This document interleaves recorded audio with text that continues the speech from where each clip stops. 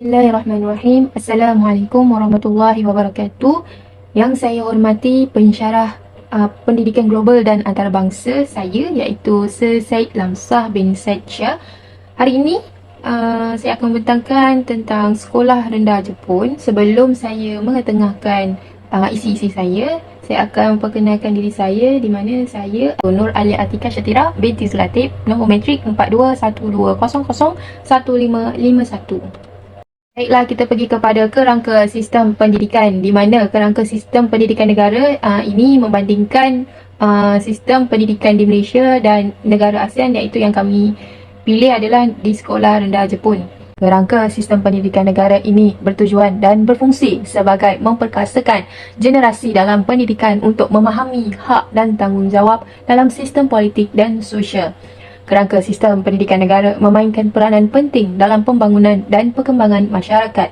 Di Jepun, mereka sangat menitik beratkan tentang kerangka sistem pendidikan negara agar dapat melahirkan generasi yang berilmu. Terdapat beberapa perbezaan antara kerangka sistem pendidikan Malaysia dan kerangka sistem pendidikan di Jepun. Di sini saya sertakan 3 isi tentang perbezaan antara kerangka sistem pendidikan negara Malaysia dan Jepun. Antaranya ialah struktur sistem pendidikan yang berada di kedua-dua negara ini. Jika kita lihat di Malaysia, sistem pendidikan Malaysia terdiri daripada beberapa peringkat utama, iaitu pendidikan prasekolah, sekolah rendah dan sekolah menengah, diikuti oleh pendidikan tinggi. Pendidikan rendah dan menengah terbahagi kepada 2 jenis sekolah, iaitu sekolah kebangsaan dan sekolah jenis kebangsaan Cina atau Tamil. Di negara Jepun pula terdiri daripada 3 peringkat utama, iaitu pendidikan prasekolah, pendidikan dasar iaitu 6 tahun dan pendidikan menengah 3 tahun. Selepas pendidikan menengah, pelajar memasuki institusi pendidikan tinggi termasuk universiti dan politeknik. Seterusnya, kerangka sistem pendidikan negara. Yang kedua adalah dasar kurikulum yang berbeza. Di negara Malaysia adalah berdasarkan KSSR, kurikulum standard sekolah rendah untuk sekolah rendah, dan KSSM, kurikulum standard sekolah menengah untuk sekolah menengah. Bahasa Melayu adalah mata pelajaran wajib dan terdapat pilihan mata pelajaran elektif di peringkat menengah. Berbanding di negara Jepun, kurikulum dasar di Jepun menekankan pembelajaran budaya, moral dan kecekapan kemahiran. Pelajaran seperti bahasa Jepun, matematik, sains dan pelajaran yang melibatkan sosial serta kemasyarakatan adalah sebahagian daripada kurikulum dasar. Isi yang terakhir, iaitu isi yang ketiga bagi perbezaan kerangka sistem pendidikan negara di Malaysia dan di Jepun, adalah sistem penilaian.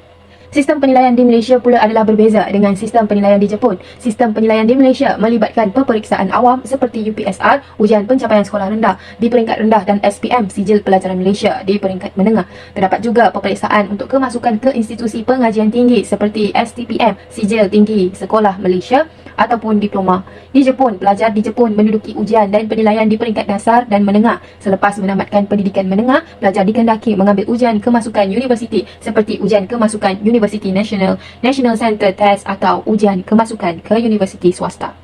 Pergi kepada slide yang ke-9, di mana ini adalah persamaan kerangka sistem pendidikan negara. Meskipun setiap negara mempunyai keunikan dan perbezaan kerangka sistem pendidikan tersendiri, namun terdapat juga beberapa persamaan di antara negara Malaysia dan Jepun. Antaranya, sistem berperingkat. Kedua-dua negara mempunyai sistem pendidikan yang berperingkat, termasuk peringkat prasekolah, sekolah rendah, sekolah menengah dan pendidikan tinggi. Kedua-dua negara ini menggunakan bahasa ibunda sendiri sebagai bahasa pengantar dan bahasa utama di negara. Seterusnya, kedua-dua negara ini menetapkan kewajipan serta menggalakkan rakyatnya untuk ke sekolah seawal usia seperti yang ditetapkan.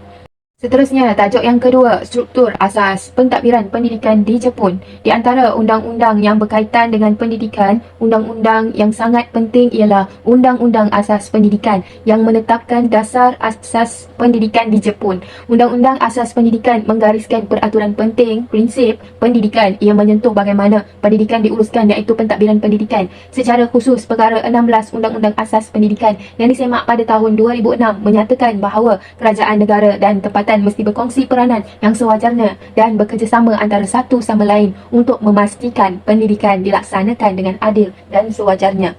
Dalam pentadbiran pendidikan, badan kebangsaan ialah Kementerian Pendidikan, Kebudayaan, Sukan, Sains dan Teknologi, dan badan tempatan ialah Lembaga Pendidikan. Lembaga pendidikan merupakan orang yang paling penting dan utama dalam pendidikan di Jepun.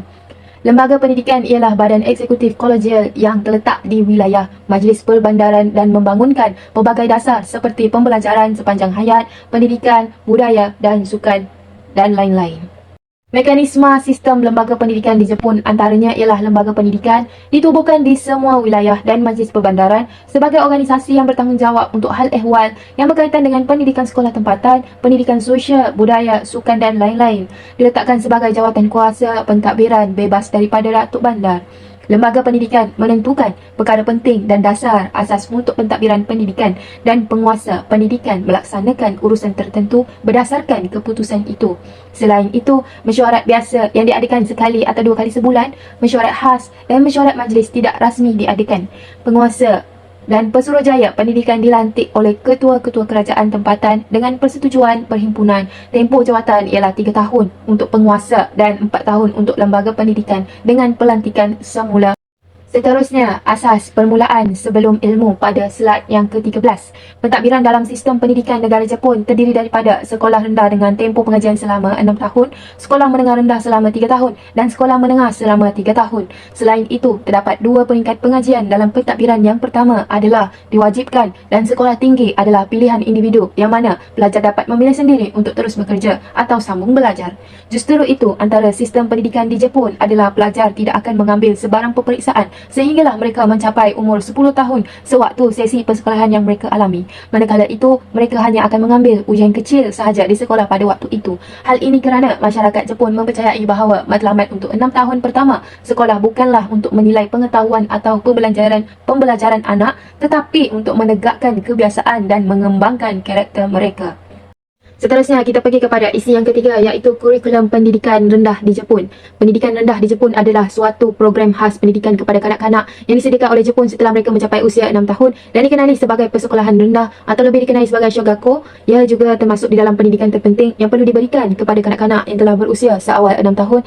Pada peringkat rendah Jepun, setiap kanak-kanak akan diletakkan di dalam kelas yang ditetapkan kecuali bagi mata pelajaran seperti pendidikan jasmani, muzik, seni dan sains yang memerlukan kemudahan khas untuk sesi pembelajaran tersebut. Secara umumnya, kanak-kanak di dalam kelas belajar mata pelajaran yang sama walaupun dalam kelas yang berlainan. Perkara yang perlu diambil kira dan dinilai setiap murid sama ada bakat, personaliti dan keserasian apabila guru meletakkan murid di setiap kelas. Antara kandungan aktiviti kelas keseluruhan semua darjah. Yang pertama ialah kelas dan kehidupan bersekolah.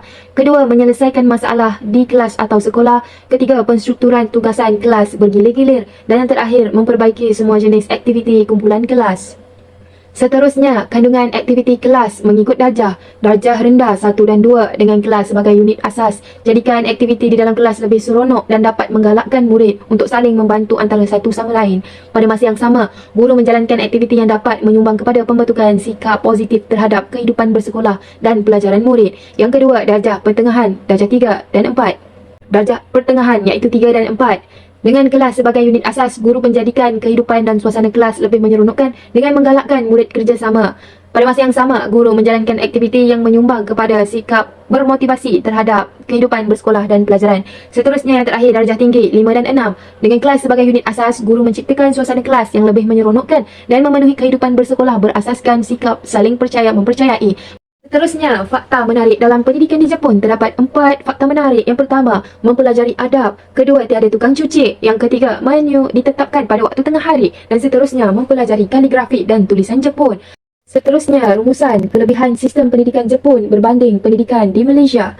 Antara kelebihannya ialah yang pertama, segalanya adalah mengenai usaha sendiri. Di Jepun, pendekatan pembelajaran sangat menekankan usaha sendiri dan inisiatif pelajar. Kita sendiri tahu bahawa usaha sendiri merupakan usaha atau inisiatif yang perlu dilakukan oleh seseorang untuk mencapai matlamat dan kejayaan yang ingin diperolehinya tanpa bergantung kepada bantuan orang lain. Pembelajaran di Jepun juga menekankan nilai kesabaran, ketekunan dan disiplin. Pelajar diajar untuk bekerja keras dan tidak mudah putus asa dalam menghadapi cabaran pembelajaran. Mereka juga diajar untuk menghormati proses pembelajaran dan menghargai ilmu pengetahuan. Selain itu, sistem pendidikan Jepun juga memberi penekanan kepada pembangunan kemahiran sosial dan kerjasama. Seterusnya, kekurangan sistem pendidikan Jepun berbanding pendidikan di Malaysia. Selepas melihat kelebihan sistem pendidikan di negara Jepun, dapat dirumuskan bahawa Jepun juga mempunyai sistem yang berbeza dengan negara Malaysia dan boleh dicontohi oleh negara-negara lain dalam sistem pendidikan yang dilaksanakan. Namun, setiap sistem pendidikan di negara mesti terdapat kelebihan dan malah kekurangan dalam sistem pendidikan negara masing-masing. Bagi sistem negara Jepun, apa yang dapat dirumuskan, terdapat 6 kekurangan dalam sistem pendidikan Jepun, iaitu yang pertama, terlalu berorientasikan peperiksaan. Di negara Jepun, Jepun memegang kuat tradisi yang dibawa oleh Confucius yang mana ia menekankan kepada pendidikan melalui disiplin. Maka dari itu, peperiksaan adalah cara yang dipilih untuk menegakkan tradisi tersebut. Sekian daripada saya, Nur Alia Atika Syatira binti Sulatib, nombor metrik 4212001551. Sekian, terima kasih.